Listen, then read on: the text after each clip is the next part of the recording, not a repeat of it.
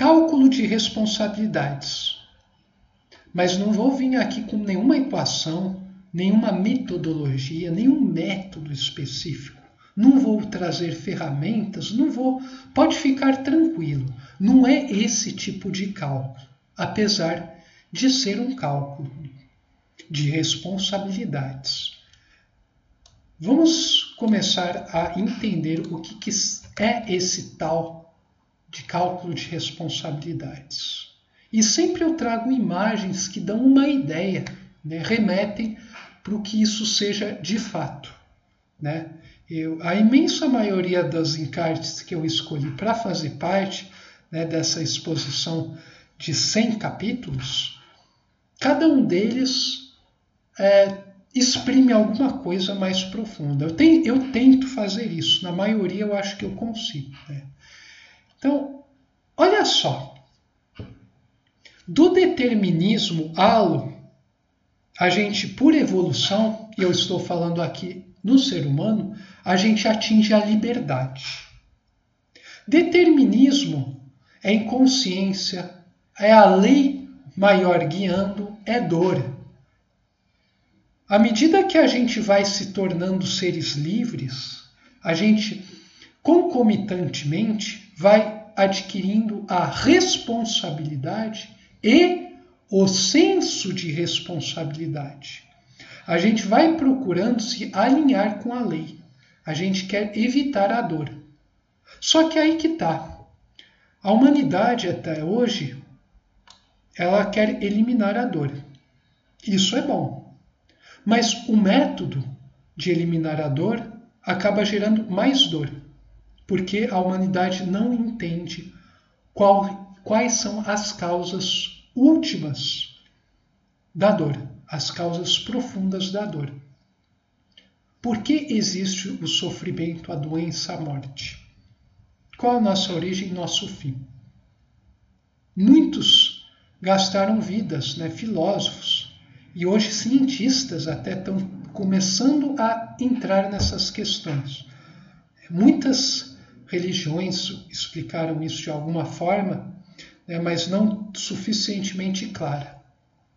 Sua voz, né, a obra de Ubaldi, a meu ver, é a que atualmente ela explica isso da melhor maneira possível, se você realmente compreender ela a fundo. E para isso é preciso ter vivenciado em vida as coisas que estão lá. Senão você não vai realmente ver a obra como aquela coisa, né, aquela síntese máxima. Né?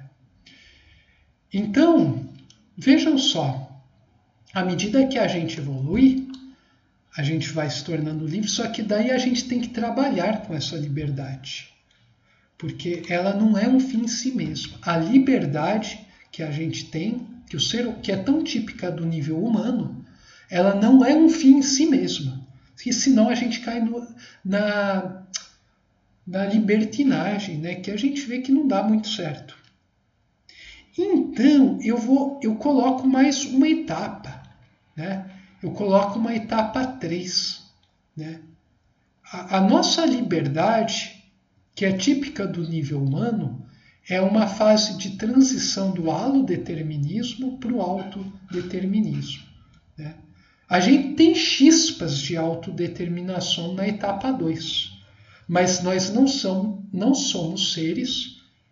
Atualmente eu não conheço um ser nesse planeta, fora talvez um em cada 1 milhão, se não menos, que sejam autodeterminados, que estejam encarnados.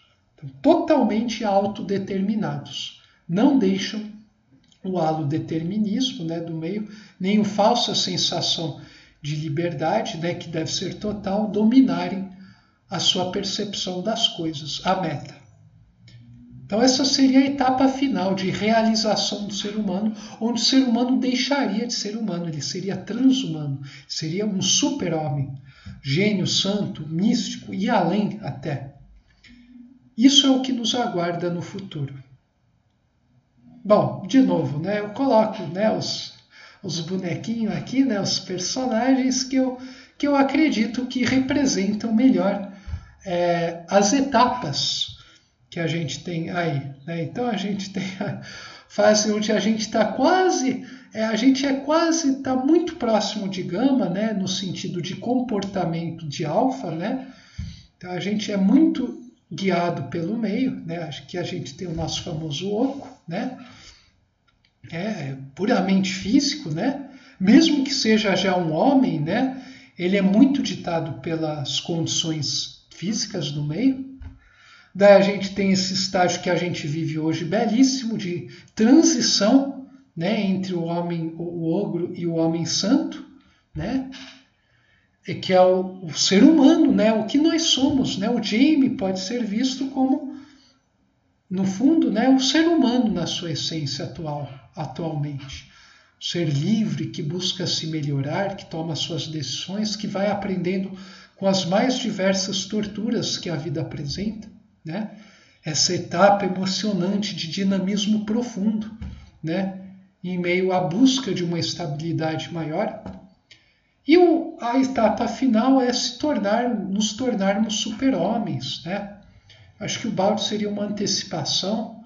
Na verdade, a gente teria aqui, né, um São Francisco de Assis, né, um Cristo.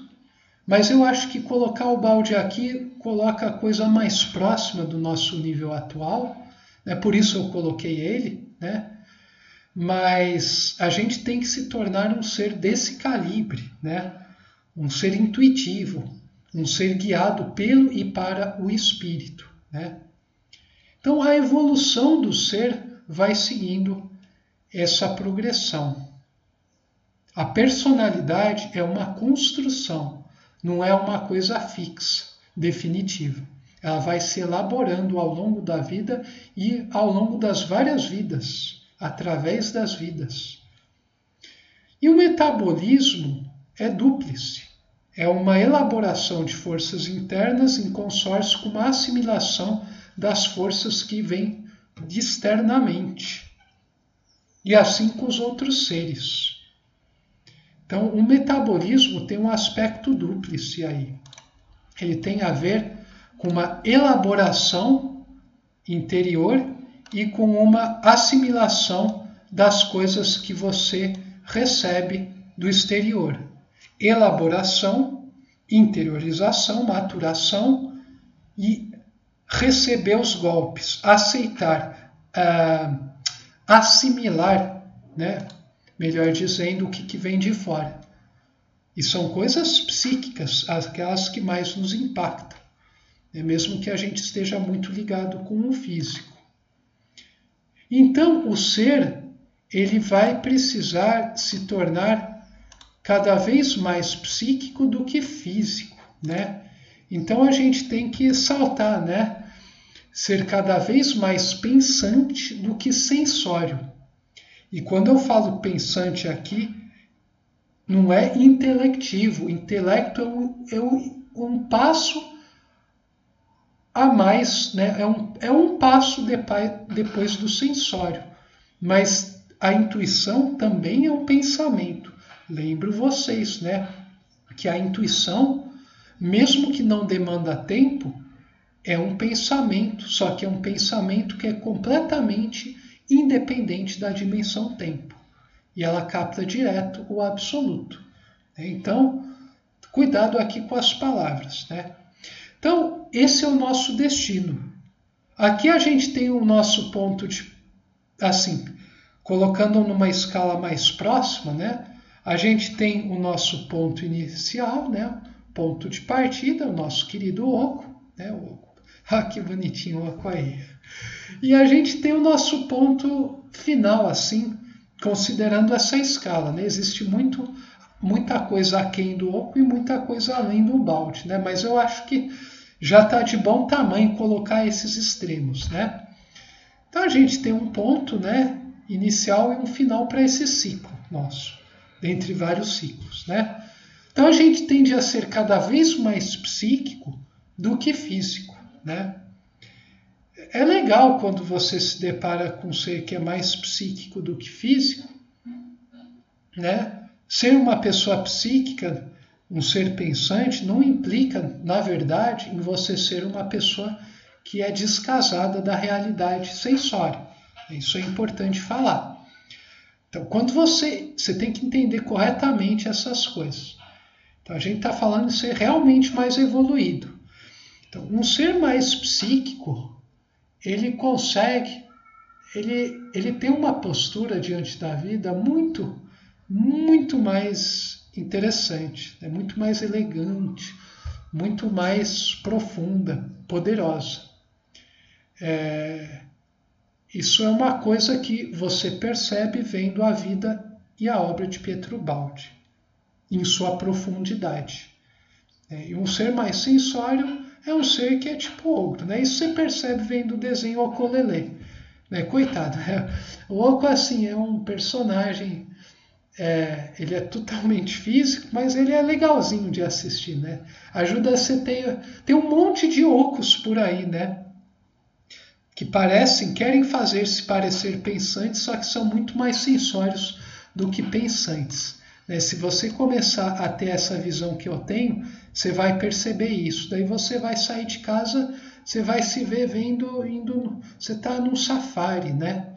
Sem querer ofender a maioria da humanidade, mas infelizmente, né, as pessoas estão presas nesse aspecto sensório, né? E elas desgraçam suas vidas por causa disso. Então é preciso se libertar disso. Você só se liberta se abrindo para o infinito. Mas enfim, aqui a gente tem a coisa. O ser, nós, temos um glorioso destino. A gente é físico, mas a gente vai estar se tornando psíquico, né? Então a gente precisa ver que a gente está em transição. Muito bem. Mais para frente a gente vai continuar falando sobre essa tal de responsabilidade. Até